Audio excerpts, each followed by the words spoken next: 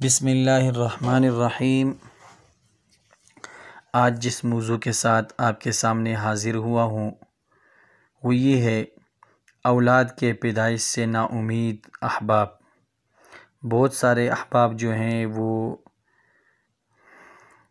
اولاد کی نہ ہونے کی وجہ سے بہت پریشان ہوتے ہیں اور اپنے ذہنوں کو خود وہ ٹارچر کرتے ہیں، اور یہاں تک نوبت چلی جاتی ہے کہ وہ دوسری شادی کرنے پہ مجبور ہو جاتے ہیں۔ حالانکہ بہت سارے طریقے ہمیں شریعت نے بتائی ہے، جو طریقہ صحابہ کرام نے، تابعین نے، تبع تابعین نے، بہت سارے علماء شیوخ نے اپنایا ہے، ہمیں وہ طریقے تھامنے چاہیے۔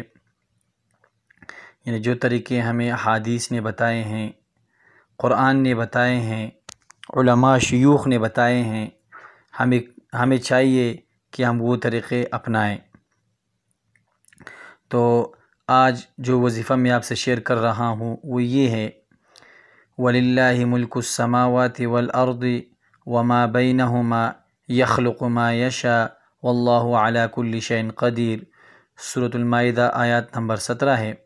ترجمہ اس کا یہ ہے: اور اللہ ہی کے لیے ہے سلطنت، آسمان اور زمین اور ان کے درمیان کی جو چاہے پیدا کرتا ہے، اور اللہ سب کچھ کر سکتا ہے۔ جو اولاد سے نا امید ہو جائے، اس آیات کو 41 دن تک روزانہ 300 مرتبہ پڑھ کر کسی میٹھی چیز پر دم کر کے میاں بیوی آدھا آدھا کھا لیا کرے، انشاءاللہ ضرور امید آئے گی اور اللہ تعالی آپ کو اولاد سے نوازے گا، کیونکہ یہ قرآن ہے اور قرآن میں اللہ تعالی نے شفا رکھا ہے ہر لحاظ سے۔ تو جو طریقہ صحابہ نے اختیار کیا ہے، آپ صلی اللہ علیہ وسلم نے بتایا ہے، ہمارے اکابرین نے بتائے ہیں، بڑوں نے بتایا ہے، شیوخ نے بتایا ہے، تو ہم سب کو چاہیے کہ ہم وہ طریقہ جو ہے وہ اختیار کریں۔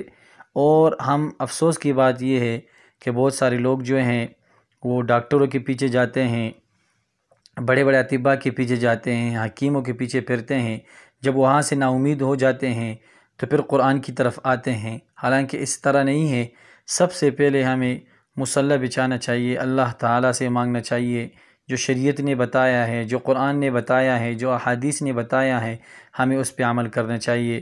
تو یہ وظیفہ جو ہے اس کو 41 دفعہ پڑھنا ہے، لیکن اول آخر درود شریف، درود ابراہیمی جو ہم نماز میں پڑھتے ہیں وہ پڑھے، اور اس آیات مبارکہ کو 300 مرتبہ پڑھے جو آپ کے سامنے اسکرین پہ موجود ہے۔